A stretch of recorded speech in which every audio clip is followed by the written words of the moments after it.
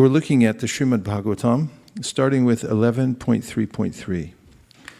And the first point for this morning is to realize our free will.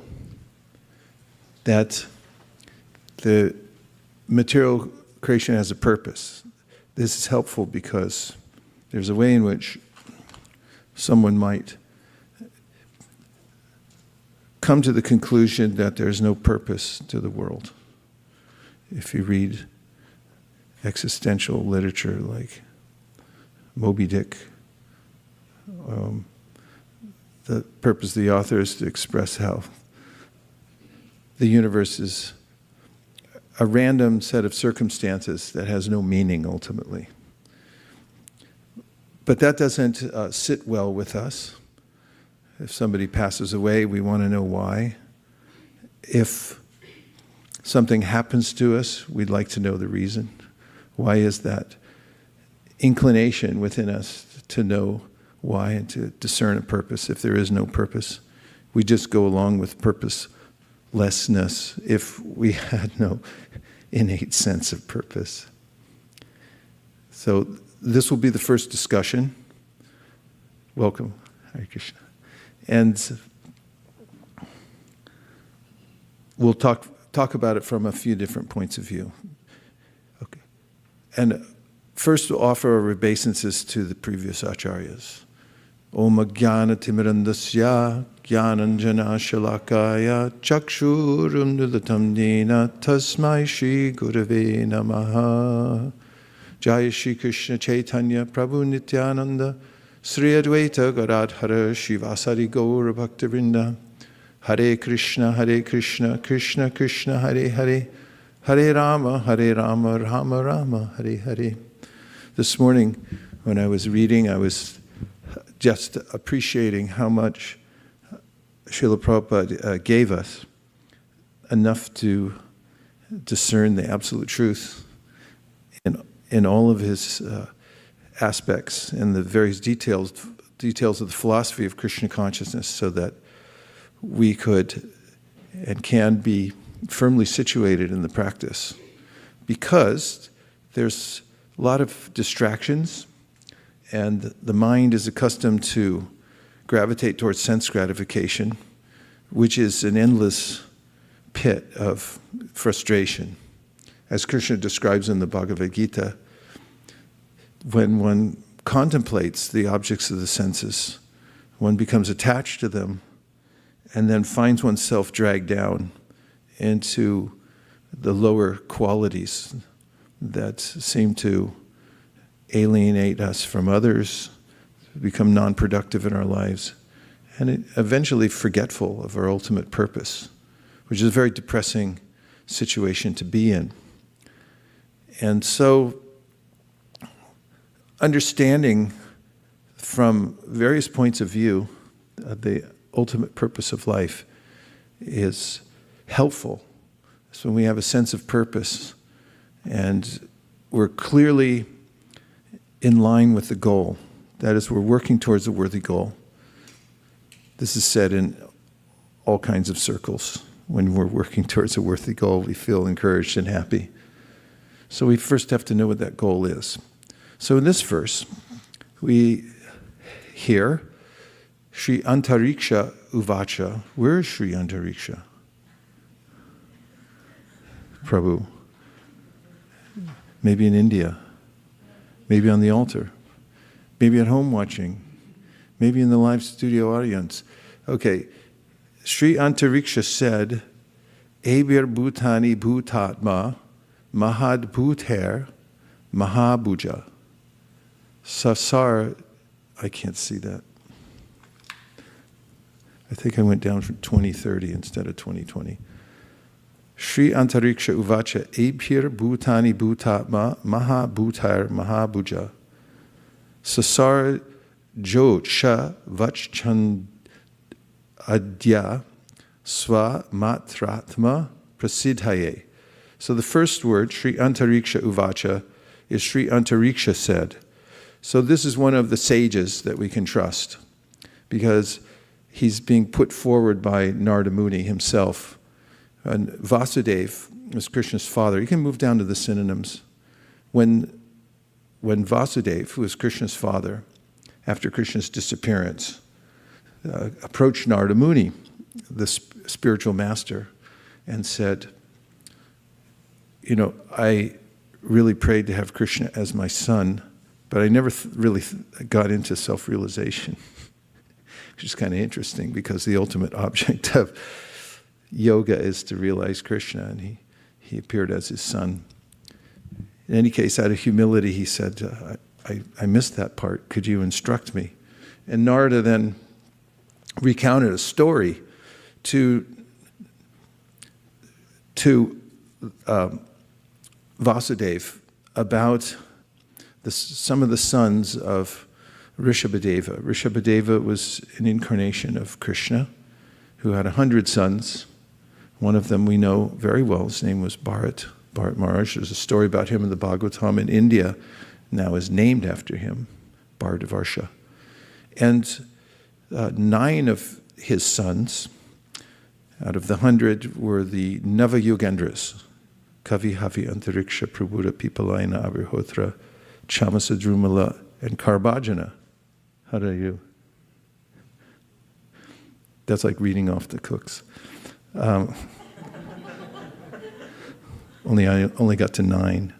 The Nava-yogendras were like many great sages. They had no entrepreneurial pursuits, had no property tax, no insurance to pay. They had nothing in the dry cleaner they had to pick up. They only had time on their hands, and they used it to instruct others about the process of self-realization. They completely depended on Krishna, and they just moved about the universe to find situations where there were sincere people who wanted to know about the ultimate purpose of life.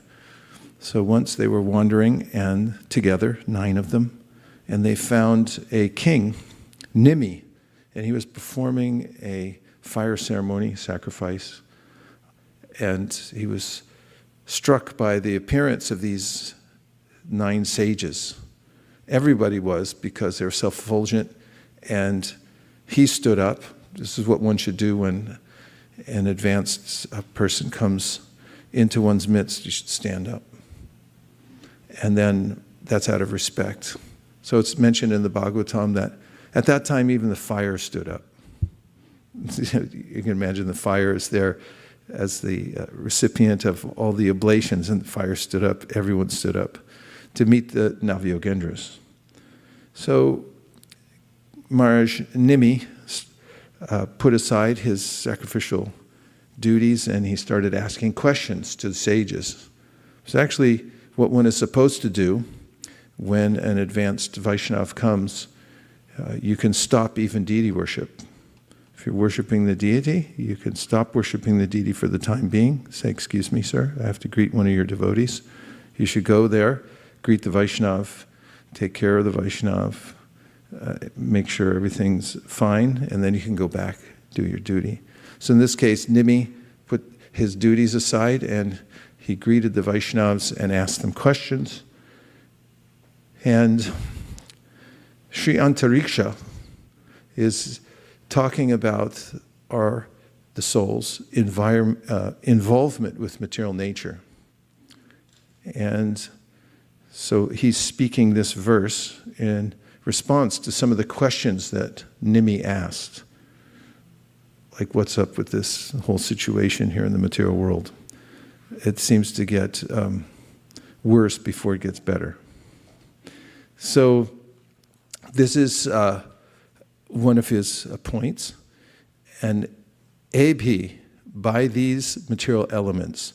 So specifically, he's talking about the difference between matter and spirit. And he's cataloging the material elements and talking about how they get activated. And bhutani, creatures. So there's the material elements, and then there's the souls, living entities within the material elements. Bhuta Atma, the soul of creation. So that's another. So we find in various places in the Puranas, the cataloging of the different energies. For instance, in the Bhagavad-gītā, Krishna says that there are earth, water, fire, air, ether, mind, intelligence, and false ego as the separated material elements. And in the next breath, he says that besides these lower energies, there's a higher energy, which is the soul, mixed into the material nature. And it's actually the aggressive position of the soul in the material nature to try to enjoy it or control it that's animating it. That's why if you look in New York City, there's a long spine of buildings that look like the back of Agasura, if you look at it from a distance. And those didn't happen by chance.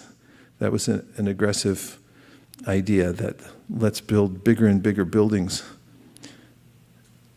Not that anything specifically important or especially important is going on inside those buildings, except for perhaps a few, because most of them are for selling clothing or food or cutting nails. Those three things specifically. So Krishna says that there are at least these two energies that are working and mixed together. And he says later on in the 15th chapter of the Gita, that was from chapter 7, that the living force, called the living entities, mixed in with the material nature are struggling. So if you've ever felt a sense of struggle in your life, now you know why, because that's what's happening. And he said those souls are parts of me. They're my fragmental parts, just as much as the sun rays are parts of the sun. Same quality, and they're connected, but there's a part, and then there's the whole. And the whole is Krishna, and then the part is the living entities. So Vishnu Purana also, Lord Chaitanya, when he was teaching Sanatana Goswami, said, Vishnu Shakti Paraprokta Kshetragyakya Tatapara Avidya Karma Sangyanya Tritiya Shakti Rishite. That he named three energies, three categories of energy. Of course, elsewhere it's described how the Supreme has multifarious energies. They're unlimited. But for the sake of understanding one's existential position, the Vishnu Purana gives this categorization of three energies. One is the spiritual energy, the other is the material energy, and the third is called the Tatastha Shakti, or the living entity who can go between material or spiritual. And the position of the living entity as being compatible with the spiritual nature is emphasized in various places, because we're not at all compatible with the material nature. It eludes us. And also, ultimately, it's not enjoyable because it's so gross compared to us. We try to squeeze out as much as we can, but it always leaves us feeling disappointed. That's why Krishna says in the Bhagavad-gītā, Yehi samsparshaja bhoga dukkha yonaya evate adyantavanta kuntya nateshu ramate bhuta. An intelligent person understands that his or her interaction with material nature for the sake of controlling it or enjoying it ends up in misery. So that's helpful to know that what we're dealing with, the different energies. So then he says, Bhuta Atma, there's a soul of all creation. That means, a soul means a conscious being who's intelligent and who's the source of the whole creation and also who's overseeing it. And then Mahabhutai, by the elements of the Mahatattva. So there are energies we see all around us right now, varieties of material energy, but they all come from one single source. And in the beginning, the material nature, which is eternal, although it's fluctuating constantly, starts as an amorphous mass. It is non-designated, but it's one substance. If you take milk, those of you who take ahimsa milk, you know that if you then coagulate it or put in a culture like yogurt culture in milk, it turns into another substance. It's one thing, but it turns into another thing. And from yogurt, what can you do? Can you get ghee from yogurt? Yes. So anything else you can get out of milk? Huh? Paneer, butter. By natural processes, it will transform from one thing to the next, one thing to the next. So the material nature starts as one substance, pradhan, and there's a little culture added, which comes from the glance of the soul of the universe, which adds in the elements of time and karma, and then it begins to take shapes. It's one thing, but just like milk turns into various other elements and transforms, it takes myriad shapes and becomes varied. And the varieties come into three major categories of sattva, rajas, and tamas, or goodness, passion, and ignorance. And the combinations and permutations of those three create millions and millions of different varieties that we see before us. And incidentally, when the need for the material world, or the interval during which it's manifest, is finished, then all of those varieties then enter through the non-conglomerating process. There's like if you reverse engineer the world, it goes outwardly into different manifestations. Those same manifestations fold back within themselves and then come back into one substance. That's the material energy. And so if I could go back to the word for word, please. Thanks. Then Mahabhuja, he's telling the king, he calls him Mahabhuja, O mighty armed king. So if you want to tell any of your friends, if you're talking to them, say, O mighty armed. Sasarja, he created. Ucha Avachani, both high and low. Adya, the original person. Swa, of his own parts and parcels. Matra, the sense gratification. Atma, of the self-realization. And the self-realization, prasidhaye, for facilitating. So there's two reasons for the world to exist. And this is the main point. And I'm going to read the purport now. The translation is, Sri Antariksha said, O mighty armed king, by activating the material elements, the primeval soul of all creation has sent forth all living beings in higher and lower species, so that these conditioned souls can cultivate either sense gratification or ultimate liberation. Either means being the one or the other of two. Being the one or the other of two. That's what the word either means. So there's two possible purposes one can hold within one's consciousness in relationship to the world. One of them is for ultimate liberation, and the other is for sense gratification. Two. How many are there? Two parts. Okay, here's the purport. According to Srila Vishwanath Chakravarti Thakur, the illusory energy, Maya, is explained in this verse through a description of her potencies, namely the mode of material nature, namely the modes of material nature. In Bhagavad-gītā, Lord Krishna has described Maya as Gunamayi, consisting of the material modes of nature. The material modes of nature are alluded to in this verse by the word ucha vachani, high and low species of life. Various species of life become manifest, as do varieties of beauty, ugliness, strength, weakness, and other characteristics within a particular species, according to the proportionate development of the modes of nature. As confirmed in Bhagavad-gītā 13:22, Karnam gunasangosya sarasad yoni janmasu. This is due to the living being's association with material nature in good and evil species.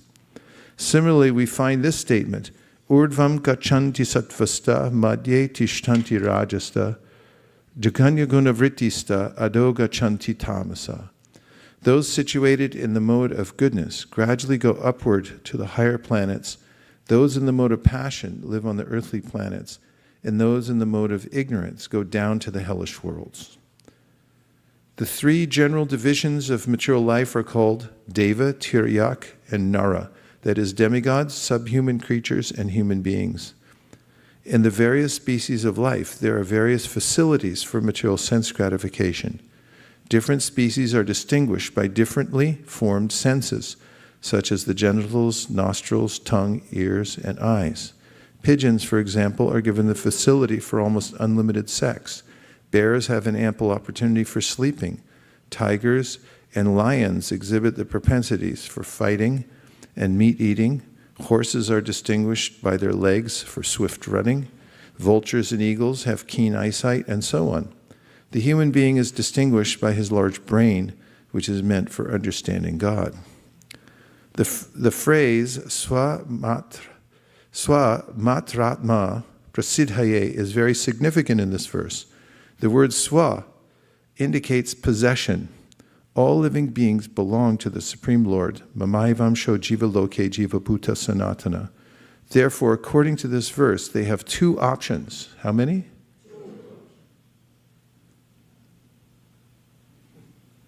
Two options. Matra prasidhaye and Atma prasidhaye. So matra, you might remember from the verse in the Bhagavad-gītā, matra sparsha stukonteya shitoshna sukadukada. Matra. And then there's Atma. Matra and Atma. Atma prasidhaye means for self-realization, and matra means to try to get comfy here in the material world. Try to get cozy. Matra refers to the material senses, and prasidhaye refers to effective accomplishment. Therefore, matra prasidhaye means efficiently engaging in sense gratification. On the other hand, Atma prasidhaye refers to Krishna consciousness. There are two categories of Atma. The Jivatma, or the ordinary living entity who is dependent, and the Paramatma, the supreme living entity who is independent. Some living entities desire to understand both categories of Atma, and in this verse, the word Atma prasidhaye indicates that the material world is created to give those living entities the opportunity to achieve such an understanding and thus return to the kingdom of God, where life is eternal and full of bliss and knowledge. Srila Sridhar Swami confirms this by quoting a verse from the Veda Stuti of the Srimad Bhagavatam. Bhutendriya mana pranam jananam asrijat prabhu matrartam cha bhavartam cha atmane kapanaya cha. The Lord created the intelligence, senses, mind, and vital air of the living beings for sense gratification, for performing sacrifices to attain higher births, and ultimately for offering sacrifices to the Supreme Soul. According to Srila Jiva Goswami, the actual purpose of the Lord's creation is only one: to facilitate advancement of devotional service to the Lord Himself. Although it is stated that the Lord facilitates sense gratification, it should be understood that the Supreme Personality of Godhead does not ultimately condone the foolishness of the conditioned souls. The Lord facilitates sense gratification, matra prasidhaye, so that the living entities will gradually understand the futility of trying to enjoy without Him. Every living entity is part and parcel of Krishna, In the Vedic literature, the Lord gives a regulative program so that the living beings can gradually exhaust their tendencies to be foolish and learn the value of surrender unto Him. The Lord is undoubtedly the reservoir of all beauty, bliss, and satisfaction, and it is the duty of every living entity to engage in the service of the Lord. Although there are apparently two purposes for creation, it should be understood that ultimately the purpose is one. The arrangement for sense gratification is ultimately meant to bring the living entities to the single purpose of going back home, back to Godhead. So there we have before us the purpose of the creation. It's ultimately one. It's the other idea that I can exploit the material nature is one that one takes at one's own risk. Although Krishna is kindly providing that facility so that one can express one's free will. And no one can blame him later by saying, you didn't give me a real chance. One other piece of evidence for this concept is in 1087.2, as you well know. That's the prayers of personified Vedas. Prayers of the personified Vedas. And in this verse, and I won't read the whole purport because it's extensive, I just want to enter this into evidence. Shukadeva Goswami said, the Supreme Lord manifested the material intelligence, senses, mind, and vital air of the living entities so that they could indulge their desires for sense gratification, take repeated births to engage in fruitive activities, become elevated in future lives, and ultimately attain liberation. So that's 1087.2. I'll read it one more time from the board. It says, the Supreme Lord manifested the material intelligence, senses, mind, and vital air of the living entities so that they could indulge their senses for sense gratification, take repeated births to engage in fruitive activities, become elevated in future lives, and ultimately attain liberation. So these two ideas are now on the floor. And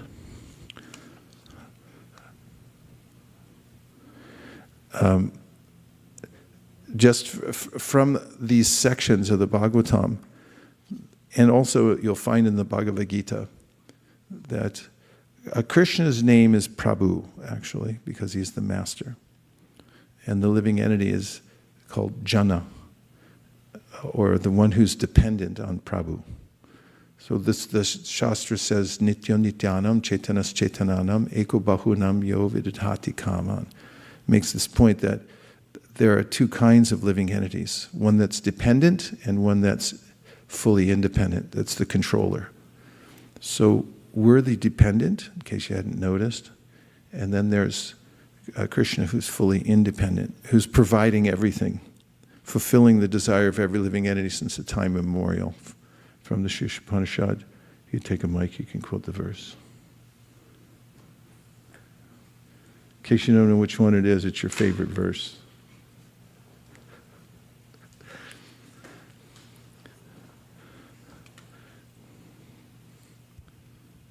Saparyagatchukramakayam avinam ashnaviram shuddham apapavidam kavir manishi paribhusvayambur yatatat yatur ratan vyadadakjasvatibhya samabhyaha. Correct.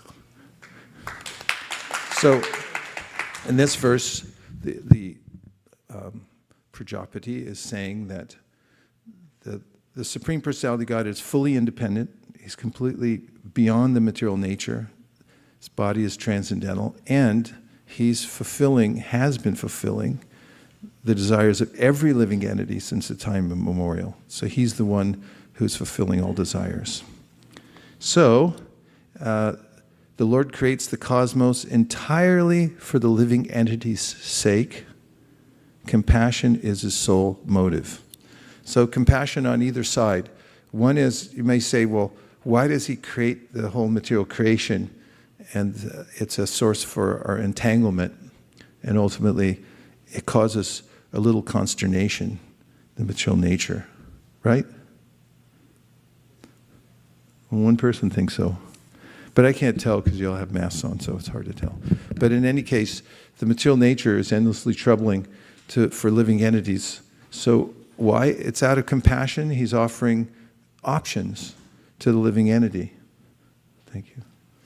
He's offering options to the living entity out of compassion, and he also has full facility built into this material world to fulfill the desire of the living entity if that soul wants self-realization.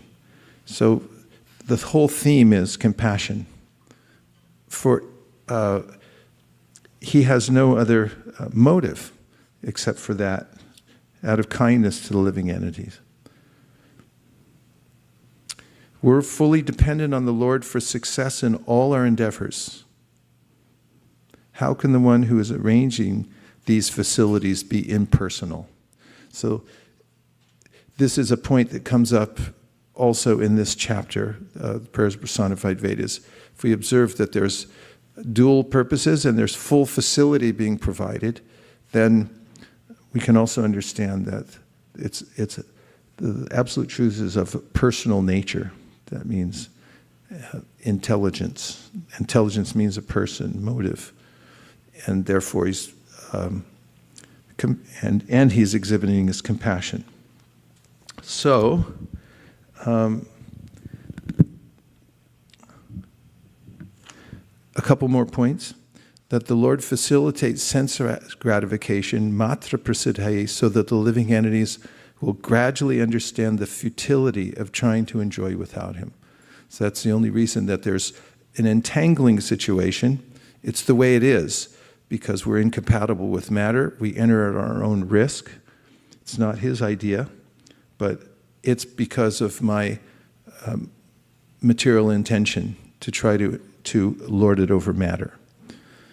So finally, one cannot attain happiness by force, no matter how strenuously or for how long one tries. You can't get happiness by force. Can't bust your way in. Okay, so now, I just wanted to set that up because it's really important to know that there's a purpose behind creation. And even when it looks like a dire situation, there's a lesson within that. That's why Brahma, in his prayers to Krishna, says that a self-realized person or one who is fit for liberation is one who takes the lesson behind the material nature, including even the dire situations, and sees that as opportunity for purification, coming from the compassion of the Lord.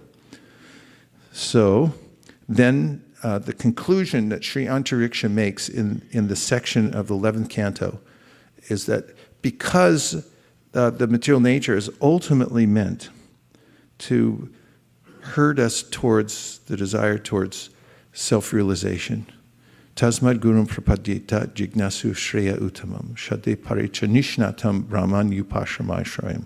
He said you should find out from a stalwart person who's already above the modes of nature, who's fully studied the matter, of how you can get out of it too. Therefore, tasmad means therefore you should approach a guru and find out about how to free yourself from the material nature. Don't leave it to chance. It won't happen. You have to follow the directions. Okay. So, I'm going on a different direction in just a minute. I'll make the case succinctly. But before I do, I'll take just a few, like three or four reflections, because I still have points to make and I have to make. So I don't want to go too far afield. Please go ahead. In the third canto, Kardam Muni also says, this is 321.20, the points you were mentioning. It says, "My dear Lord, although it is not your desire, you manifest this creation of gross and subtle elements just for our sensual satisfaction. Let your causeless mercy be upon us, for you have appeared before us in your eternal form, adorned with a splendid wreath of tulsi leaves." That's important. You can enter that into the record. This is also stated here. That although it is not your desire, you manifest this creation of gross and subtle elements just for our sensual satisfaction. Let your causeless mercy be upon us, for you have appeared before us in your eternal form, adorned with a splendid wreath of tulsi flowers. Okay, yes. Maharaj, one of your previous lecture about how to be a happy human being, you're mentioning the Bhagavad-gītā verse, the 5th chapter verse, where it says like the formula for being happiness is Prāk sarira vimokshanāt kama krododbhavam vegam sa yukta sa sukhi nara. Sorry, let me start from the beginning. Saknoti hava yah sodhum prāk sarira vimokshanāt kama krododbhavam vegam yas sa yukta sa sukhi nara. So the formula for happiness is like to tolerate the urge of the senses, and where Lord Krishna says like the second and like very definitively that how to be a happy human being. Yes. This is an example of the kind of advice Krishna gives those who have gone towards Atma Prasiddhaye. That means they decided that I don't think it works to try to enjoy the material nature or try to control it, therefore I'll try for self-realization. So in the verse, Shaknoti haivaya shodhum praksharira vimokshanat, he says, if you can develop the Shakti or spiritual strength before, praksharira means before you give up your body, and you're able to overcome the powerful forces of the senses, like anger and lust, then even in this life you become sukhinara, happy human. Okay, we take 2 more. Anything you think will contribute to the conversation we've had so far? Commentary, realizations, question to expand the topic. Sukeshri, and then Kautik for the close. Well, I was just thinking that when you were discussing about fulfilling all desires, is that true for all? Because several devotees pray for maybe a particular thing, like, somebody who's really sick, we pray for them, or, something has to happen. But it doesn't happen all the time that the desires are getting fulfilled. So as far as you know. What, Prabhu? As far as you know. I mean, as far as we know. Anyway, yes, it's according to you have to deserve, then desire. And also, we may not, Krishna may fulfill our desire in a different way than we know what's actually happening. You have to give a little time also. Yeah. I was just having a conversation with someone who recently had death.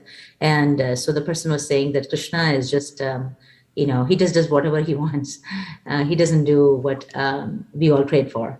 So I didn't know what to tell at that point of time, that Krishna is actually fulfilling your desire, but maybe we are ignorant of it. For devotees, ultimately, he understands their desire for self-realization. If the devotee asks for things that are not helpful, just like a good parent. If a child asks for things that are harmful, can I drink bleach? No. Can I touch the fan? Prabhupada gave this example. One of his sons wanted to touch the fan, and Prabhupada kept saying, no, no, no, no. And then one of his friends, this is back in his householder days, obviously, said, well, let him touch it, just turn it way down.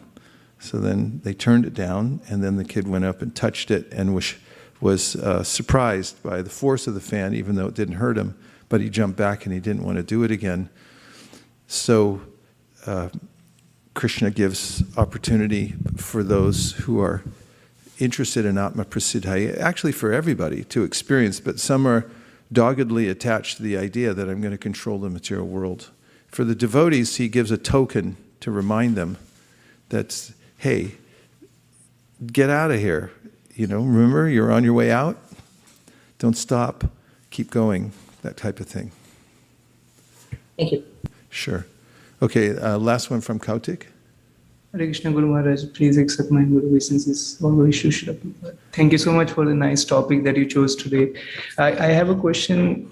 I have this question many times.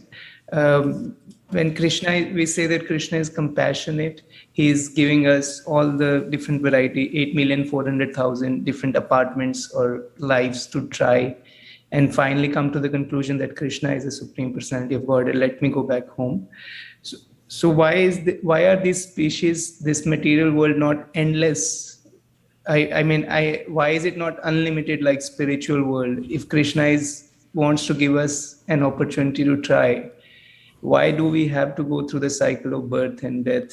You could make it endless, because like there's lemon and there's lime. Then you could say lemon lime, but that's not enough. When I was a kid, there was strawberry, chocolate, vanilla. And I remember when Baskin-Robbins came out. How many flavors is it? 31? See, Nirkula knows these things. 31 flavors. We were like, 31 flavors. Let's keep going back and try them all. But after we get through 31, that's not enough. So then you have to combine them. Why don't you combine key lime pie with, I'm sorry if I'm making anybody hungry, with peanut butter, and then throw in some butterscotch. So in that way, combinations and permutations can go on and on. But in logic, you can say, why isn't a square a circle? That's an absurd question.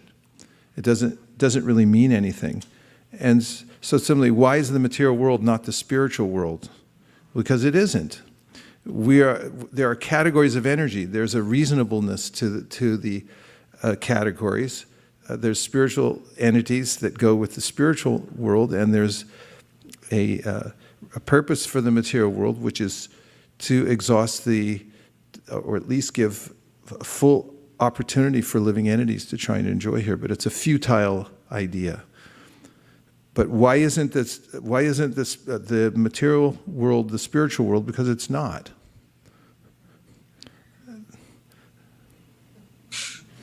Thank you. Om Tat Sat. So, okay. So now I just want to point out the next very important aspect that Krishna brings up in various places, which is that just as a summary, just for conception's sake, that the soul is not compostable. I have a book, and it's called Compost Everything. And the author argues that anything could be composted. I mean, theoretically, actually. Of course, you wouldn't want to throw an aluminum can in there. It would take longer than your life to actually go back into the earth. However, almost everything else organic is compostable. And he argues that it's just how long you want to wait. Even a piece of a log you could throw in, wood. If you go to the forest, which we did recently, you look around and you see if a huge tree lies there long enough, it just deteriorates and goes back into the earth. So you can compost anything. There's only one thing you can't compost. It's the soul. Because as Krishna mentions in the 2nd chapter of the Bhagavad-gītā, it's not compostable. You can't cut it, you can't dry it, you can't wither it with the wind. If you put it in water, it doesn't get wet. It's impervious to the material nature. In fact, he mentions in the 13th chapter, it never mixes. Kind of like oil and water. They don't mix together. And air, although it may go into mud, it doesn't actually mix with the mud. It just is they're two substances side by side. So the soul is not compostable, and it's not subject to the changes of material nature. So this is one of the first and much needed points for souls in this world about what death is. So we're in this existential situation where we're not compostable, but everything around us is, and it is getting constantly composted. And so Krishna talks about this in the Gita when he says, Dehi no sminyata dehe komaranyo varanjara tata dehantara prapti dhiras tatara namuyati. That we're changing, or the compostable world is changing around us. It's always Can somebody look up the word compost? Get a clear idea what it means to compost something. Everything's being composted except for us. We're non-compostable, if that's a word. And so he says, you can observe how the body we've been given, the present body we have, it's going through these constant changes. But we don't change. What is it? Compost is a noun. It's from the late 14th century. It comes from compote, which is a mixture of stewed fruits, a preserve. A mixture of what?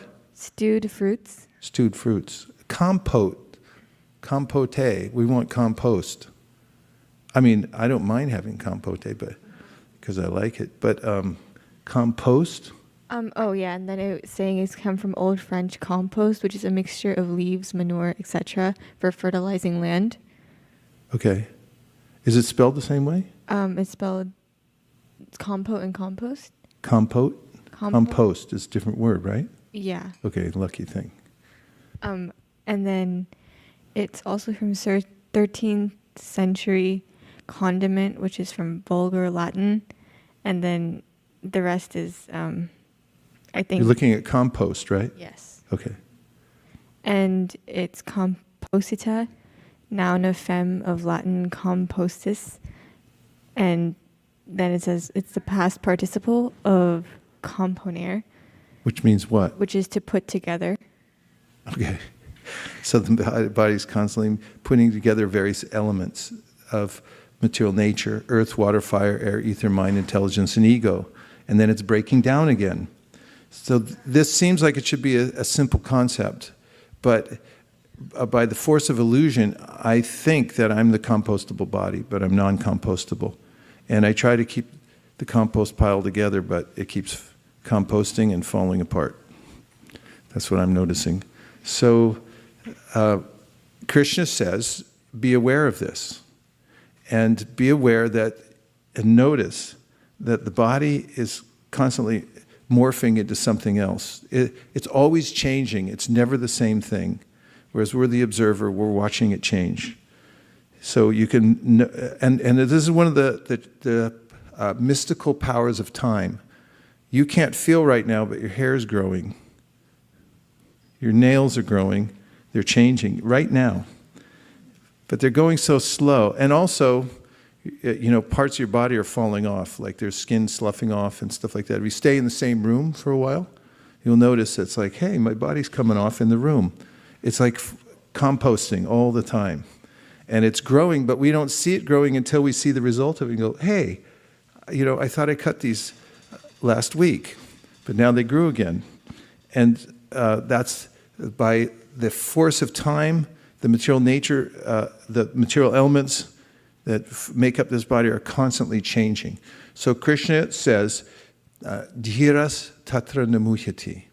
A person has to become aware of this fact and then become steady and not disturbed by the changes. So the changes take place: boyhood, youth, middle age, 65, youth of old age. Indrajuna Maharaj told me that. And then it goes into, old age. And then there's this process of death. And actually it's a process. If you notice when somebody's dying, their senses start to shut down gradually. The eyes don't work, the feet don't work as well, everything's shutting down. It's an arc that the body takes. And then finally, there's a time at which it's no longer inhabitable. It's getting to the point of degrading, ready to go in the compost pile, so that you can't stay in it anymore. So then you leave the body, Krishna says. So just as he says you move from one perspective, that this is who I am now, I'm a little baby, I'm a little a child running around, and then a teenager speeding around, and then I'm doing all these things. but I'm different from all that. And then he said, you'll notice our self-realized person will also be aware of the change of death, that we call death.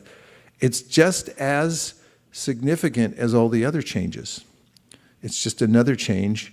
And then after giving up the present body, then there's inhabitation of the next physical body, which is based on one's consciousness when one leaves the present body. And then one enters into the next circumstance, material circumstance, by force of material consciousness. This is called karma. We're forced by our consciousness to take on varied forms within the material world. And so this is the process that is defined or given the title death. Go ahead. Oh, I thought you were grabbing from the microphone. So now I'm just going to read as I promised. Is everyone still okay? Yes. All right. That's a lucky thing for me. This is from 2:5:25 from the Srimad Bhagavatam. A little technical, but it's a very powerful, interesting purport. So you get extra points for paying attention. 2:5:25. This is from the chapter called The Cause of All Causes.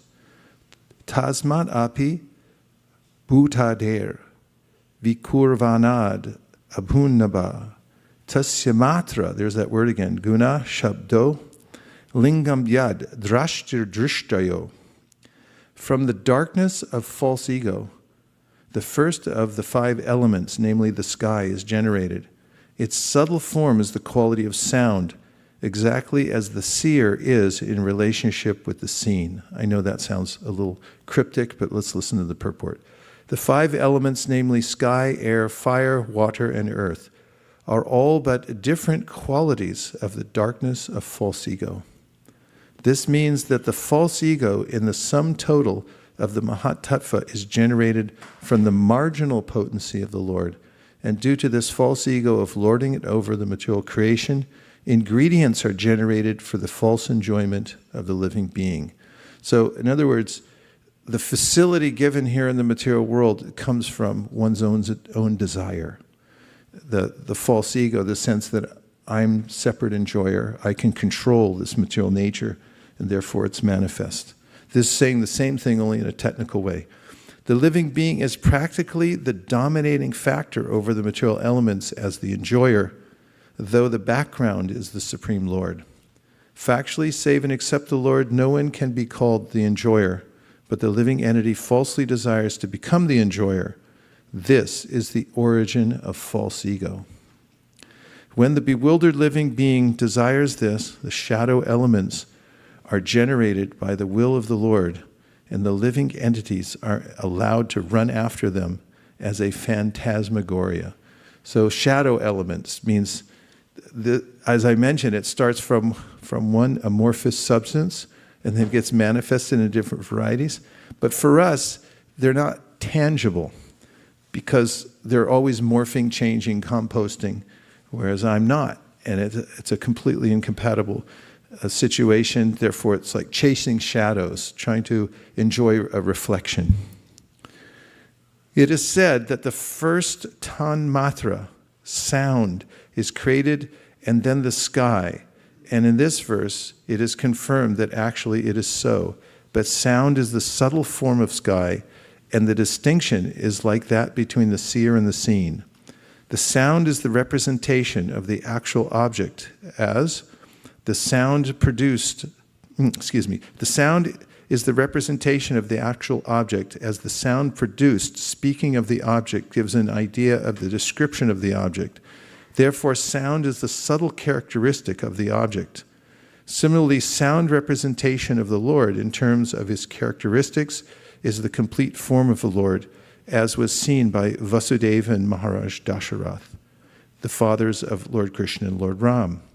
The sound representation of the Lord is non-different from the Lord himself, because the Lord and his representation in sound are absolute knowledge. Lord Chaitanya has instructed us that in the holy name of the Lord, as sound representation of the Lord, all the potencies of the Lord are invested. Thus one can immediately enjoy the association of the Lord by the pure vibration of the sound representation of his holy name, and the concept of the Lord is immediately manifested before the pure devotee. A pure devotee, therefore, is not aloof from the Lord even for a moment. The holy name of the Lord, as recommended in the Shastras, Hare Krishna, Krishna Krishna, Hare Hare, Hare Rama, Rama Rama, Hare Hare, may therefore be constantly chanted by the devotee, aspiring to be constantly in touch with the Supreme Lord. One who is thus able to associate with the Lord is sure to be delivered from the darkness of the created world, which is a product of false ego. Tasmai, tamasi ma jyotirgamai. Hare Krishna. So, just two more points. That the person who becomes aware of the difference between himself and the body is described in the Bhagavad-gītā. Naiva kinchit karomiti yuktamanyeta tatvavit. It goes on from there, describing how there are various functions of the body, like blinking. Anybody blinking? Did you want to do that? No. They're going on, and the self-realized person is noticing how the material nature is working, how the body has its own separate autonomy, and that he's observing and seeing that the material world's working. And he doesn't think, I am the body. He's thinking the bodily functions are going on, and he's watching it. So this is part of the perspective of a dhira, a person who's undisturbed by material nature and its workings, and similarly undisturbed when leaving the body at the time of death. So regarding this, Krishna says in the 15th chapter of the Bhagavad-gītā that death is a subtle process. He says the consciousness forces us to go to a new place. Shariram yaravapnoti yachap yukramatishvara grihit vaitani samyati vayurgandam ivashayat. As the air passes over a particular place, it picks up a scent. And then the consciousness, because of association, I should say, as a conscious being, we associate ourselves in various ways, and we pick up the moods and customs of the people we're with, same kind of language, the habits, and so forth. And then those inclinations, that aggregated consciousness is what, as I said before, forces us into the next body. Then he says it's perfectly constructed. Shotram chakshu sparshanam cha rasanam grahanam cha adishtayam manaschayam vishayan upasevate. The senses are custom made specifically for that person to fulfill all of his or her desires. And then he says that a person who's trained in spiritual science, ukramantam stitam vapi bunjanam bhagunan vitam vimunanana pashyanti jnana chakshusa, can see what's happening and notice either when somebody else is leaving his or her body, can notice that, okay, this is a transformation that's taking place, that the non-compostable living entity is getting ready to step out. That's what it actually means, stepping out. Utkramantam. Utkrama means, okay, this place is not inhabitable. I'm stepping out of here. And she takes with him or her, the soul takes along the subtle physical body, the mind, intelligence, and ego. And then that gets transferred perfectly into the next body that's aligned with one's consciousness. And in the Yoga Sutra, it is said that the impressions that we have within our consciousness are so powerful that material nature then fills them in. And the body, take a look at your body real quick. Let's take a look. That's what you were thinking when you left your last body. You're absorbed in that. And the material nature accommodated and just filled it in. And there was a mold created from your impressions. Material nature then fills that in, and you come out, it's like, okay, here's my next form. But nothing happened to you, actually. There's no destruction of the soul at any time, ever. It always existed. It's hard to conceive that while we're in the framework of time. And I'm thinking, when's the class going to be over?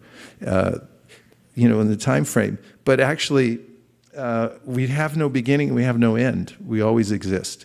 But when I'm identified with the body, I think I just died, or I'm gonna die, and somebody took birth.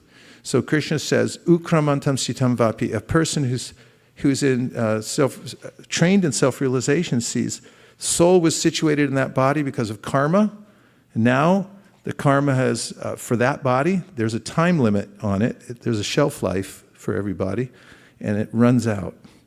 And once it runs out, that's its natural time. No reason to get really upset about it. You're just going to get a new body, according to your karma now.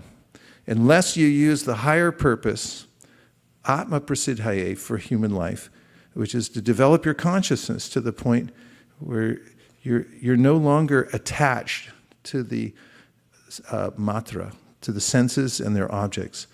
But you are attached to the what is described in the Nectar of Devotion, using your senses in service to the Supreme, which means that you're experiencing a higher taste in service. Sarvopadi vinirmuktam tapratvena nirmalam rishikena rishikesha sevanam bhaktiruchate. You're using all your senses, not for exploration of the material world, but actually in service of the source of all senses and the master of the senses. And then the senses get purified, and actually there's an unlimited sense of happiness that comes into the senses. This is bhakti, or devotional service. So the person who's not trained in knowledge, pashyanti, anupashyati, the person na pashyati, can't see what's happening and becomes disturbed by the situation, and is not dhira, is not undisturbed by the final process of leaving the body. So, there's one more verse in that series, but I'll hold it for now. Actually, I won't. Yatanto yoginas chainam pashyantyatmanyavastitam yatanto pyakritatmano nainam pashyantya cetasa. That's actually the verse that describes what I was just saying, for the record. Now we'll take a few reflections or questions to expand the conversation. Keep it in the same realm. Yes, Shastra Sar Prada, the one who distributes the essence of the Shastra, is about to speak. Hare Krishna.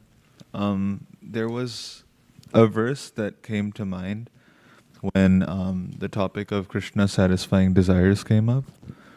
And just a moment. Is it about Vaiśeṣika? Oh, no. Okay, go ahead. It's Srimad Bhagavatam 5:19-27.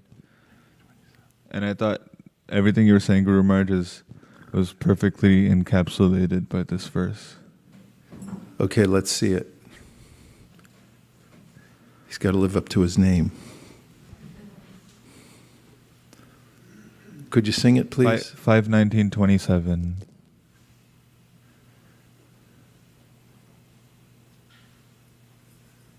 I can't see the number on that. Is that it? Oh. There you go. Oh. That's not it either. Is it? Sorry, Guru Maharaj? Is this your verse? Yes. Okay. I know this verse. Satyam dishatyarthitam arthito nirnam naivarthado yat punararthita yata swayam vidhatte bhajatam anichhatam ichhapidanam nijapada pallavam. The Supreme Personality of Godhead fulfills the material desires of a devotee who approaches him with such motives, but he does not bestow benedictions upon the devotee that will cause him to demand more benedictions again. However, the Lord willingly gives the devotee shelter at his own lotus feet, even though such a person does not aspire for it. and that shelter satisfies all his desires. That is the Supreme Personality's special mercy. Well done, well done. Sadhu, sadhu.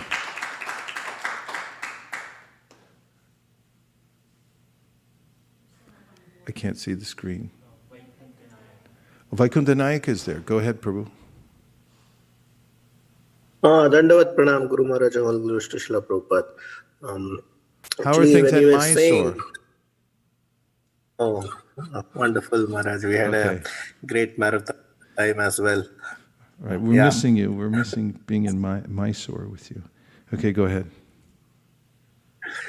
Maharaj, when you were saying that everything in this world is compostable and only the soul is not, right?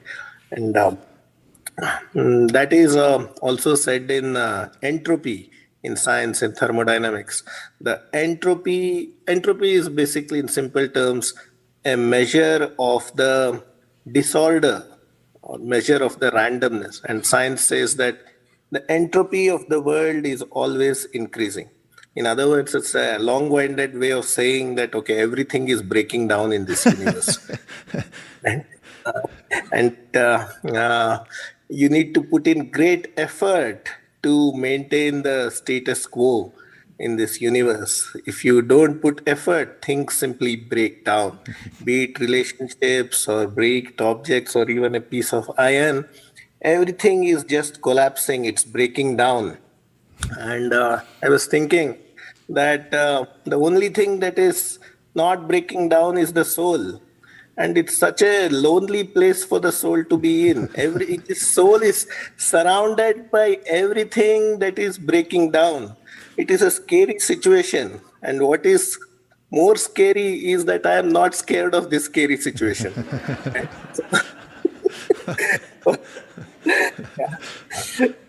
Thank you, Maharaj. Somebody look up lyrics. Lyrics, I think it's from Bob Dylan. He's saying some passage about everything is broken.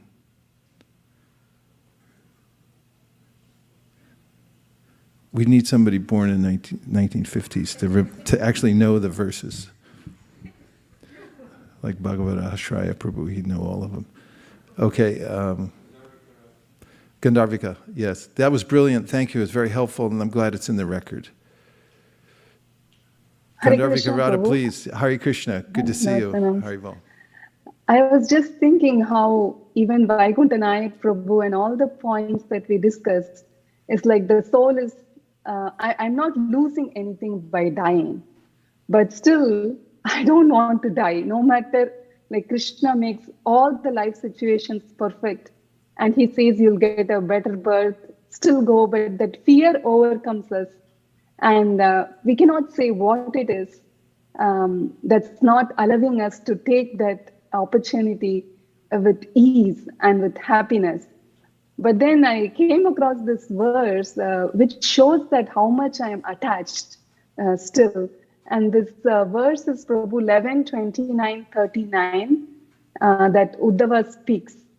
And the translation is, the firmly binding rope of my affection for the families of Dasharhas, Vrishnis, Antakas, and Sattvatas, a rope you originally cast over me by your illusory energy for the purpose of developing your creation, is now cut off by the weapon of transcendental knowledge of the self.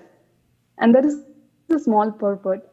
Prabhupada's disciples say, although the members of the families mentioned in this verse are eternal associates of Lord Krishna and thus proper objects of affection, Sri Uddhava had regarded them as his personal relatives rather than simply as pure devotees of the Lord. Influenced by the Lord's illusory potency, Uddhava had desired the prosperity and victory of these dynasties. But now, by hearing Lord Krishna's instructions, he has again fixed his mind exclusively upon Lord Krishna, and thus he regards his so-called family members without any mundane conceptions as eternal servants of the Lord. So I was just thinking, like, even though I do so many things in this world, my vision is not like it's related to the Lord or people whom I'm attached to or personal servants of the Lord. So that is what is pulling me from accepting the real truths of life. So how do we, my question is, Prabhu, like, even though we read this and we discuss these in the classes, how do we realize it practically, like in our day-to-day lives, so that we don't become so fearful? I think you are realizing it, otherwise you wouldn't have brought it up. Right? I don't know, Prabhu. I'm still very fearful. Yeah, well, partly we heard earlier Krishna say in the 15th chapter of the Gita that there's a way in which devotees who have eyes of knowledge, they are not disturbed by the change. We heard about dhiras tatra namuyati. They're not in ignorance, and at the final change, they don't become bewildered by it. And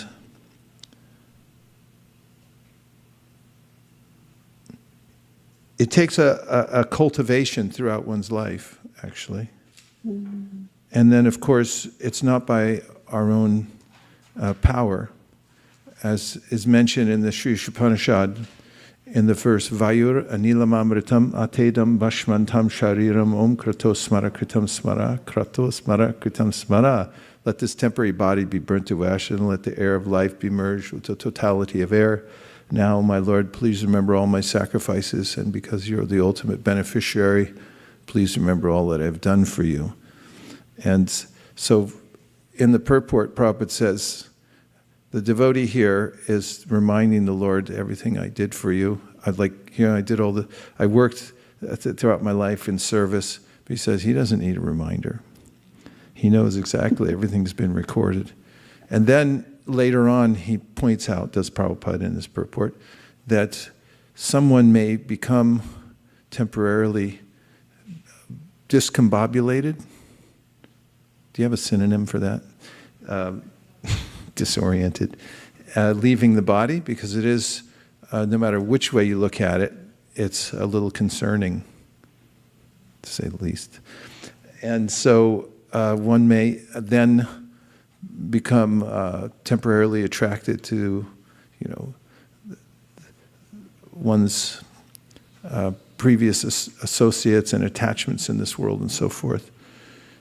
But Krishna helps those who help themselves. So when leaving the world, there's a way in which Krishna helps the devotee to remind him or her of him, and to fix his mind on. He'll, as Prabhupada says, force his way into the consciousness of the devotee.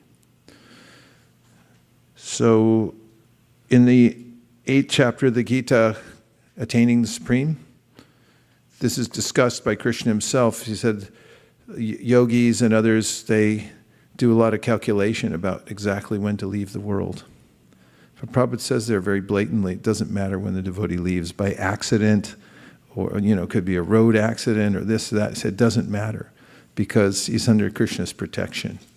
And he's not calculating exactly how it's all going to go down. He just gives his or her devoted attention to Krishna throughout life. In any case, the reason that I feel it is because I'm attached. And therefore, those who are progressing in spiritual life and through the different stages of their life, they're preparing for this.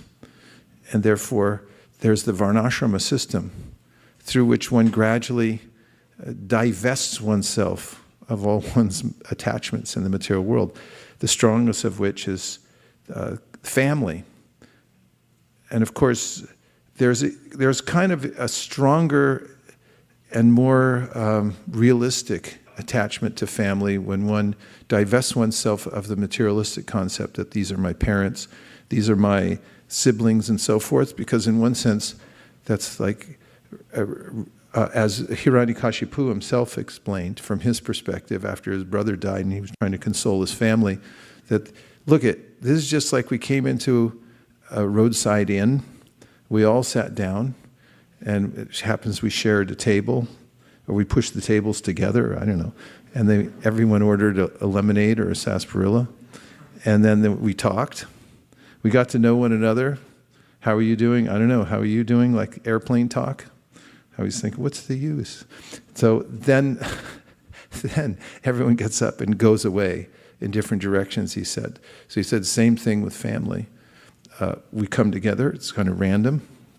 It's actually not random. It's arranged by the material nature. But then at the end, everyone goes in a different direction. And you're not going to see the same souls again. It's just an impression that you have that these are mine. So I have an impression that this is my nation. These colors don't run. And this is my team, although it's never the same team. Everyone's always injured. So you got to bring new people in. And so Hegel, the philosopher, said, die to live. There's a sense in which you die to the world. And it's a sense of detachment that comes from reconnecting oneself with Krishna.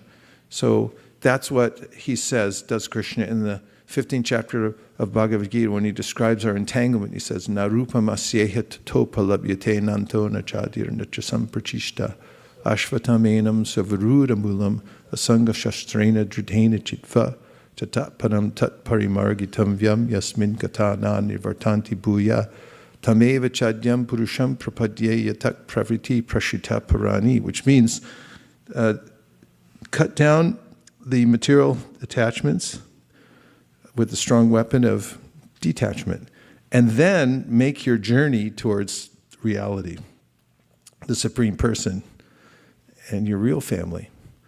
Okay, can somebody tell me? Because oh, good. It's Aniruddha Nitai Chand Prabhu. Haribol. Thank you for the nice discourse. I was probably actually thinking the point you made in the beginning, how Srila Prabhupada has made things like why the purpose we are in this world so clear. So I could get the point from your class. The first is to give us facilities for sense enjoyment. The material world is created, and also there is one other purpose, which is make us understand the futility of this endeavor of sense enjoyment, and then surrendering unto the Supreme Lord. And then among the two causes, the last one is the main cause of creation of this material world. So thank you for clarifying that. And I was probably thinking about a verse from Sisimaita, where the golden monk Sri Chaitanya Mahaprabhu was saying to Sanatana Goswami that Krishna Vilisheji Anadi Bhuirmu of the Maya Dayasham Shartuk. So, I mean, because a living entity is forgetful of his relationship with Krishna, and that's why Maya in different ways gives the pangs of material miseries. Excellent. Aniruddha Nitai Chand, thank you very much. Yes. Hare Krishna, Guru Maharaj, Sanar Pranam. Hare Krishna. I like 2 points. The points that really struck me was how you said the soul is non-compostable and everything else just falls apart. And another point is how you have to be steady and don't be disturbed by the changes. I was remembering like other long day, like I think a couple of weeks back, I met a person. I was telling her to take some books, and she asked me out of nowhere, like, if you could go to any planet, if you could go travel to any other planet, where would you go to? So I showed her the picture on Srimad Bhagavatam first canto, the Vrindavan, and I told her that that's where I want to go.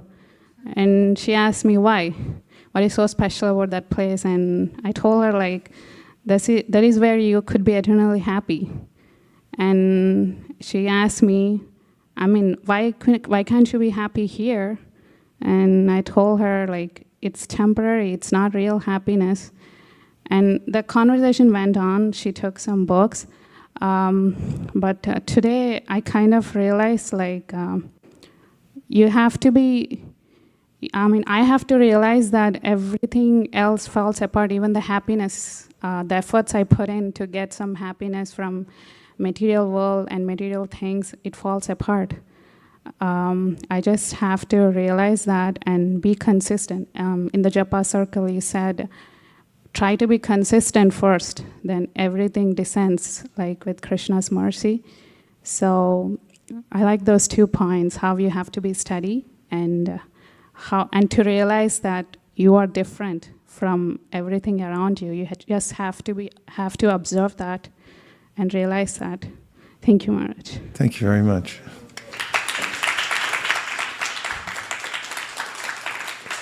Except Hawaii, right? So many of you went to Hawaii, so I was like, no, not really. But it's perfect, right? Okay. Manjula Kanta. Could somebody give her a mic?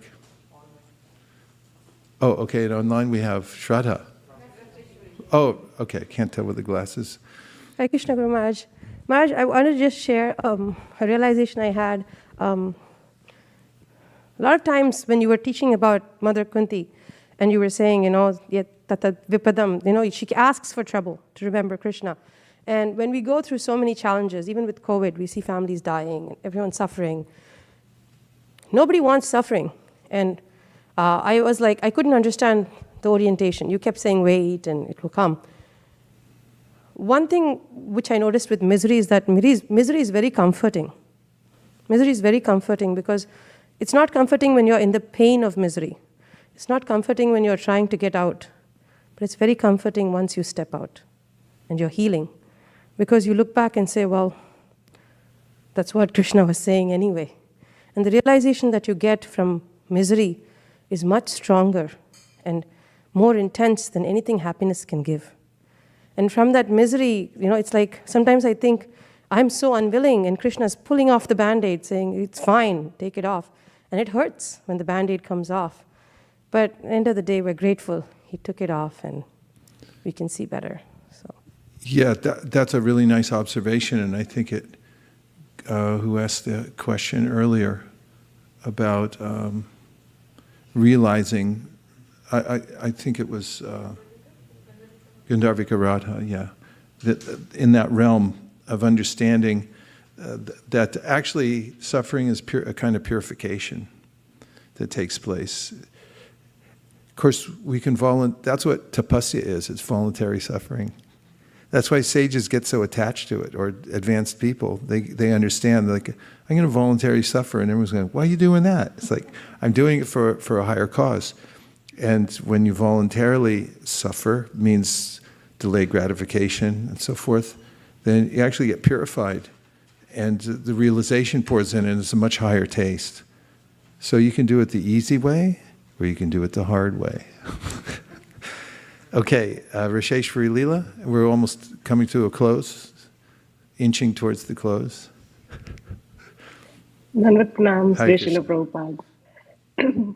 Thank you so much for a wonderful Bhagavatam class. I was really struck by the purport where, in the 11th canto, you mentioned about, read about how Krishna condones this sense gratification because it's like he thinks this is, this is not something he wants, but he allows, so that we can gradually come to that point of realizing that, he is the supreme enjoyer, we are not. And I was reflecting that how the process of book distribution and leads us to, a deep meditation on reading of the Bhagavatam. And then reading of the Bhagavatam is enough to give us knowledge and detachment gradually, in a nice way, ripping off that Band-Aid.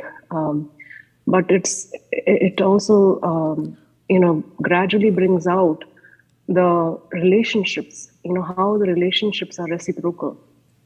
And we see, we can see that always in the material world, but the supreme relationship is with Krishna. And when that is done in a nice way, then obviously Krishna reciprocates. And we see that as always the theme in the Bhagavatam, starting from Narad Muni, Queen Kunti, Kardama Muni, so many different examples. And they just result in such beautiful prayers coming from the devotees' hearts that just uplift us, from the enjoyer mentality and rebellious mentality that a conditioned soul has. So I'm just so grateful that we have access to the best service, book distribution, and the best of scripture, Srimad Bhagavatam. Thanks to Srila Prabhupada. Excellent points. I'm glad you brought this up, Vaiśeṣika Leela, because the hearing from Srimad Bhagavatam takes us through every combination and permutation of psychological states for the human being in this world, and then brings us to a safe conclusion, which is take shelter of Krishna. And the effect of that is that one feels as if I already went through it. I'm already schooled in that particular area, so I'm not going to make the mistake of embracing the material energy again, because it happens by Krishna's mercy, vidunoti. By hearing Bhagavatam, he removes that. And one of the ways is very practical, as you just mentioned, for instance, in the relationships, and I think we're still working on Gandharvika Radha's question, like how do you do it? One of the ways is hearing Bhagavatam in the association of devotees, because you kind of preemptively do it through all the devotees that you're hearing about in that.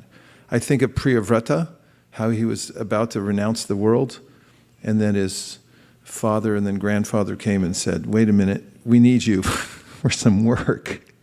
And they said, don't worry, you won't get attached. You just do your work. But he did get attached.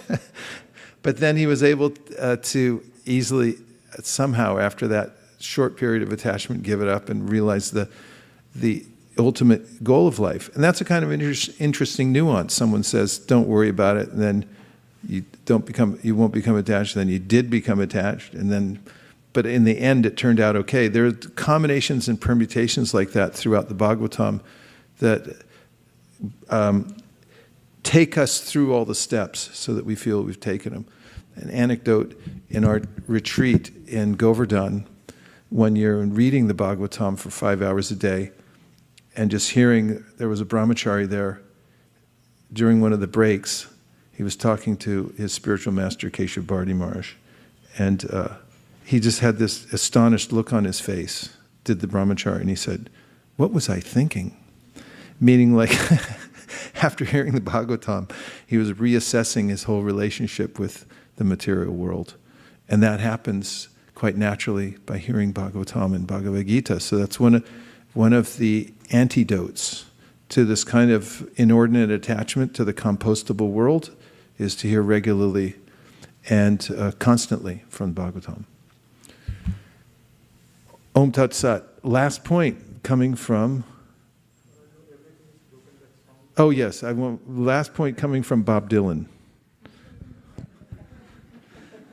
Broken lines, broken strings, broken threads, broken springs, broken idols, broken heads, people sleeping in broken beds.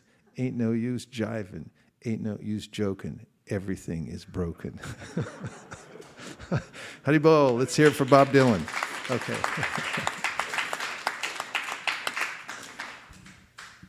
Yeah, so that's the material world according to Vaikuntha Nayaka, as pointed out, and Bob Dylan. So don't get attached to the compostable world, get attached to the non-compostable world, and you got to go a little farther in Hawaii to get it.